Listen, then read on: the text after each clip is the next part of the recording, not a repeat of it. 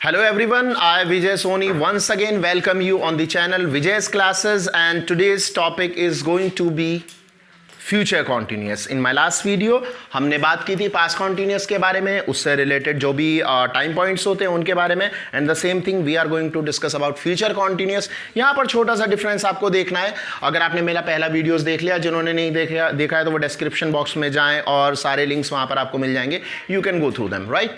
और खास तौर पर once again I am repeating the same thing कि जो CBSE बोर्ड के स्टूडेंट्स हैं, या फिर जो यूपी बोर्ड के स्टूडेंट्स हैं जो 10th और 12th क्लासेस को फेस करने वाले हैं, 11th क्लासेस को फेस करने वाले हैं, 9th क्लासेस को फेस करने वाले हैं, for them these videos are going to be very much beneficial. तो डेफिनेटली गो थ्रू करें इस चीज़ को, आपके फिल इन द ब्लैंक्स में डेफिनेटली ये बहुत ज़्यादा यूज़ होने वाली है। एंड अपार्ट फ्रॉम दैट, अगर आपकी टेंसेस पर अच्छी कमांड है, so definitely you are going to commit less mistakes, less errors this time, at the time of writing anything, at the time of composing anything. Okay, so continuous tenses, जिन्होंने पहले videos देख ली हैं वो जानते हैं कि they all are aware of the fact कि continuous mode, whenever I want to express continuous mode, whenever I want to present something in continuity, तो मेरे लिए बहुत ज़्यादा ज़रूरी हो जाता है कि मैं verb first plus ing, it means present participle form of verb ही यूज़ करता हूं for that.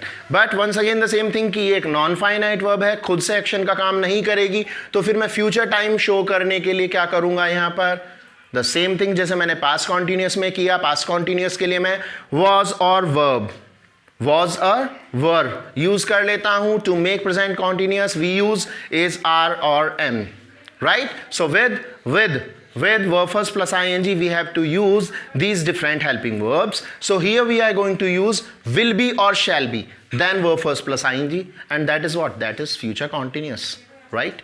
And what time phases you are talking about? At the time when you express your action in will be or shall be plus verb first plus ing.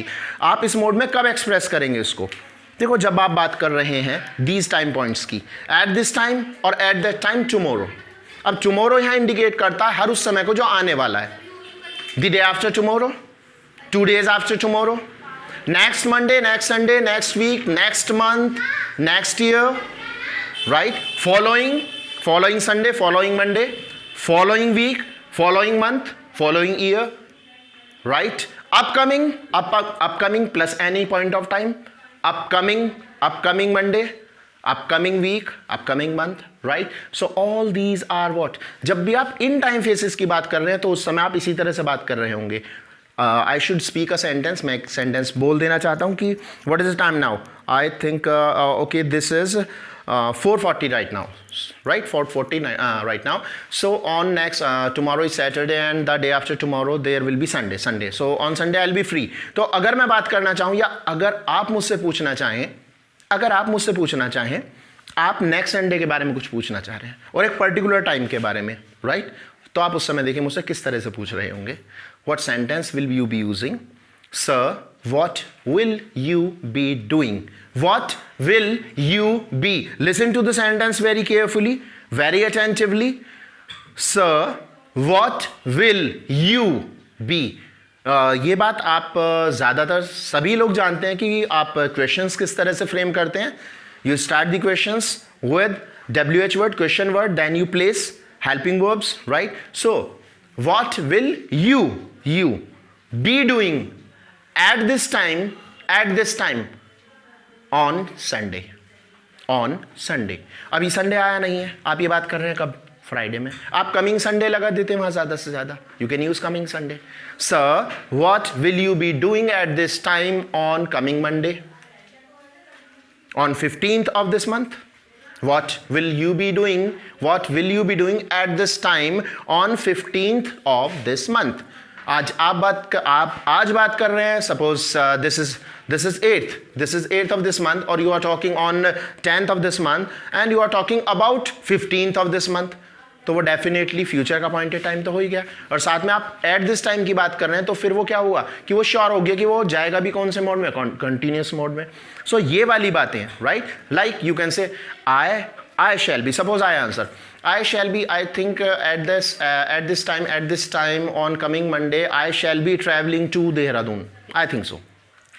I shall be traveling.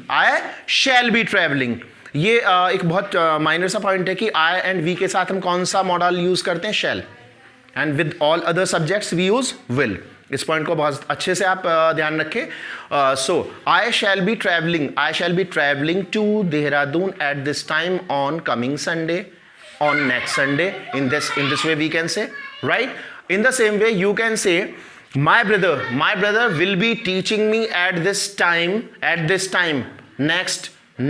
on next Monday, right? Next year in this month,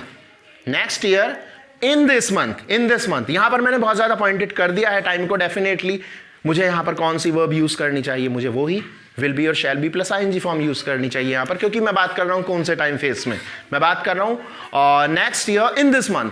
मैंने बहुत ज्यादा pointed कर दिया उसको। Next year तो मैंने बताया वो तो फ्यूचर का पॉइंटेड टाइम हो ही गया, लेकिन फ्यूचर का पॉइंटेड टाइम तो फिर फ्यूचर इंडेफिनिट में भी तो यूज होता है, वो तो that is used in future indefinite also. तो फिर यहां पर कॉन्टिन्यूस बनाने की ऐसी क्या जरूरी बात आ गई, वो ये आ गई कि मैंने इन दिस मंथ भी उसके साथ ऐड कर दिया, तो उसने मुझे कंटिन्यूटी का सेंस बोलने के लिए बिल्कुल एकदम परफेक्ट फिट होगा वो उसके साथ। ठीक है, आप देख सकते हैं वो उसके साथ बिल्कुल परफेक्टली फिट होगा। Here I am going to take some examples on that, so you can see some examples. Suppose I से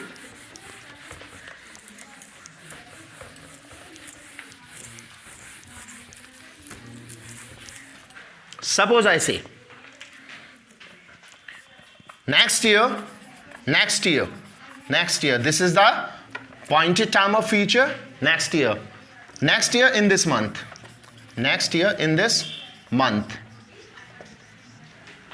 we shall be learning computer। So future, आप फ्यूचर के बारे में जानते हैं कि whenever you are talking about future, it means आप अपनी फ्यूचर प्लानिंग्स बता रहे होते हैं। सो आपने यहाँ पर बहुत ज़्यादा पॉइंटेड टाइम भी बता दिया, बिल्कुल एग्जैक्ट पॉइंटेड टाइम आपने यहाँ बता दिया, तो so that's why you can use shall be then ING form with that. So next year in this month we shall be learning computer. So this is all about future continuous। ये वाले time modes या ये वाले time faces आप इसमें इस्तेमाल करते हैं, राइट। सो द सेंटेंसेस इस तरह होंगे। मैं कुछ सेंटेंसेस यहाँ पर बोल भी देता हूँ, बाकी मैंने आपको बताया ये कि आप कंटिन्यूसली अगर ये सारी वीडियोस फॉलो करते हैं तो आगे आने वाली वीडियोस में you are going to have the practice sentences, so many practice sentences on them. Exercise solving pattern will be over there in upcoming videos. तो वहाँ पे आपको बहुत अच्छी कमांड होने वाली है। आप स्पोकन पे अच्छी कमांड करना चाहते हैं अगर डेफिनेटली, तो वो आने वाली वीडियोस डेफिनेटली गो थ्रू करें। So presently I am speaking some sentences, I'm uttering some sentences before you people. I shall be making tea after some time. थोड़ी देर बाद मैं चाय बना रहा हूँ। My brother will be working on his computer at that time.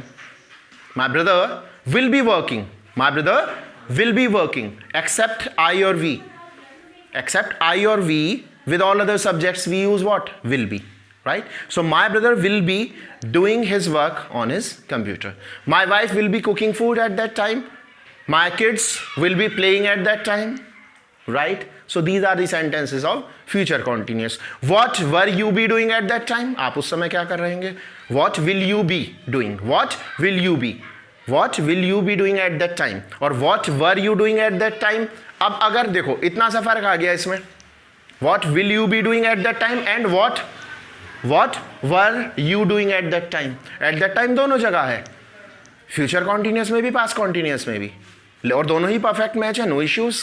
क्योंकि जो भी टाइम इस समय नहीं है वो दैट तो कहा ही जाएगा। वो पास्ट में चला गया तो भी इस समय का वो नहीं है, तो भी वो प्रेजेंट का नहीं। वो फ्यूचर में चला गया, once again the same thing कि वो अभी का तो है नहीं। सो जो दूर है हमसे वो दैट के साथ तो बोला ही जाएगा, बाकी वो दोनों के साथ ही बिल्कुल परफेक्ट मैच होता है, बिल्कुल सही मैच होता है, वो बिल्कुल सही नॉलेज आपको देता है। So in this way you make more and more sentences, more and more questions on these structures whatsoever I have explained to you. So in the next video मैं इस वीडियो को एंड करूंगा इसी sentence के साथ। In the next video I shall be explaining future continuous. So for this time have a nice day, bye bye.